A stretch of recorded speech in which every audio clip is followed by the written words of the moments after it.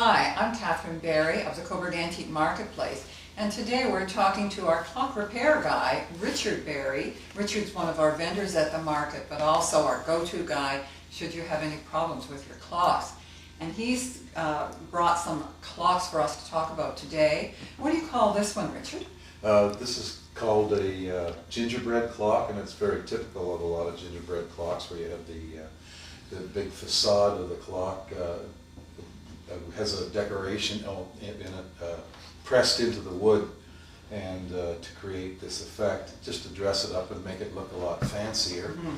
And it's typical of a lot of clocks of the period where they're both wind-up clocks. You've got two keyholes that you can see in here, one at the 8 o'clock position, one at the 4 o'clock position. Usually the one here, the 4 o'clock position, winds up the time, and the one at the 8 o'clock, generally speaking, is for winding up the chimes. And various different clocks, the keys don't always wind the same way. They don't always wind clockwise. Sometimes you get them where you turn one key one way, the other key turns in the opposite direction, so it's up to the manufacturer's whim, whichever way they wanted to have them turn. I guess you just have to kind of feel with when you put the key in to see which where the pressure is. Yep, you have to try it in both directions. Some clocks, there's a little arrow on it, but generally that's in newer clocks. You don't really see that on older clocks. Mm-hmm. But yeah, you have to try it and see which way it's going to work best. And this, who has made this clock, Richard? This is made by the Waterbury Clock Company in New Haven, Connecticut, mm-hmm. and it goes back to the later 1800s, like 1870s, 1880s, something like that. So these clocks are generally 100 years old. They're older than 100 years, and the fact that they're still running is a testament to their great workmanship. And also too, when you wind these clocks up, they were considered 8-day clocks. They typically run for 8 days on one winding. Just in case you forget to wind it on the 7th, eh? Yeah, I guess that's what they were doing, yeah, just in case. Just in case. All right, is there anything else we should know about this clock before we move on to another one, Richard? Well, these clocks, like all pendulum activated clocks, they have to be sitting on level ground, or the interaction of the verge and the escape wheel don't interact properly, and the clock won't keep running. And it's not as critical front to back as it is from side to side, which way it's leaning. And also when you wind it up too, wind them up slowly or gently to get a feel of the spring pressure, because it's not a good idea to wind them up really, really tight. In some cases, when you do wind it up tight, the coils of the spring get locked together in a tight ball, and then they don't want to slide past each other to unwind again. So you have to do a lot of coaxing to try and get it going and make sure the mainspring's well oiled. Good. Now, can you make this chime for us so we can hear what it sounds like? Okay. Here's another good point too. When you can make it chime just by moving the minute hand past either the 12 o'clock.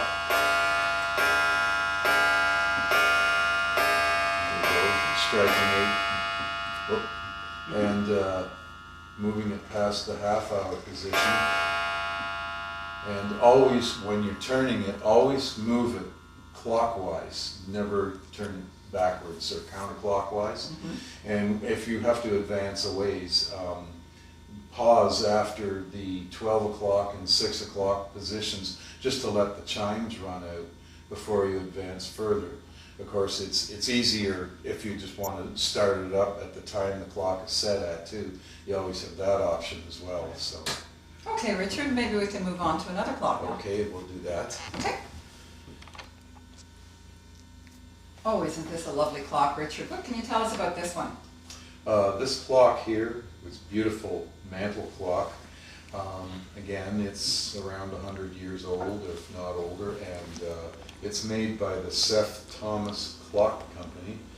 And Seth Thomas is a really good quality clockmaker that's established in the States, but they have a Canadian division that built clocks in Peterborough here as well. Oh, So, and local? I think, as far as I know, this is a Peterborough clock, this one here. I could be wrong, but I'm pretty sure it is. And again, it's an 8-day clock, as most of these clocks are. And also the same applies with the winding of the keys and whatnot, and making sure that it sits level and so on. And it also strikes on the hour and on the half hour, like most of the other clocks do, because there is the odd clock that doesn't strike on the half hour, only on the hour. Generally, these are much older clocks. Now, I noticed that in this case, we don't actually see a pendulum. Is there in fact a pendulum for this clock? Yes, there is. There's a pendulum that you can access from the back. On this particular one, there's a round disc that you lift up like that, and it gives you access to the back, so you can hook on the pendulum weight, or like with all of these pendulum clocks, if you want to adjust the time, the main way of adjusting the time is by either lengthening or shortening the pendulum, and you do that by moving the weight up or down by turning a little screw underneath the pendulum weight. So you have to access it from behind In this most of these particular clocks. one. The front is all for looks, and the back is where you And this does have a lovely face on it as well, doesn't it? Yes, it does. That's Yeah, beautiful brass. Brass face, yes, yes. Yes. And do you think we could hear this one chime, Richard? Sure, yeah, I'll just pop this open and, wow. All right, That's a heavy duty bomb. can you go up some more, and so we can hear a little bit Okay. more?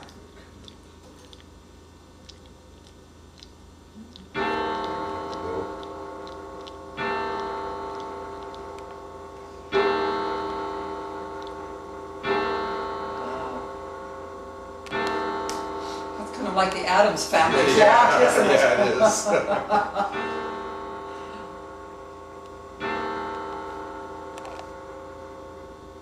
Okay.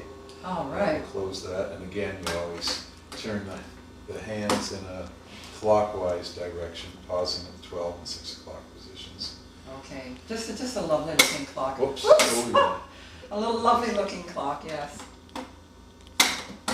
That's a tight fit on there. Good. Well, that'll keep the But, dust out, won't it? yeah, that's what you want to do, because a lot of times they get very dusty. All right. Okay. Well, thank you. There Okay. we go. Okay. Oh, this is a different clock, Richard. What can you tell us about this one? This is made by the New Haven Clock Company from New Haven, Connecticut.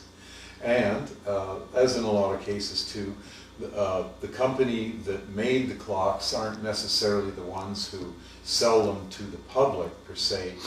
They're sold through jewelry stores or other stores, department stores and the like, you know, who have a department where they sell clocks and watches and so on. In this particular case, it was sold by the S. Marshall Company from Fergus, Ontario, and it has a date of 1905 when it was sold. This has a paper label inside, Yeah. which is really interesting, isn't it? Yeah, it is very interesting, and actually, if you can find an old clock that has some of this paperwork still attached to it, it also increases its value as well. It provides provenance. Yeah, it provides provenance and whatnot.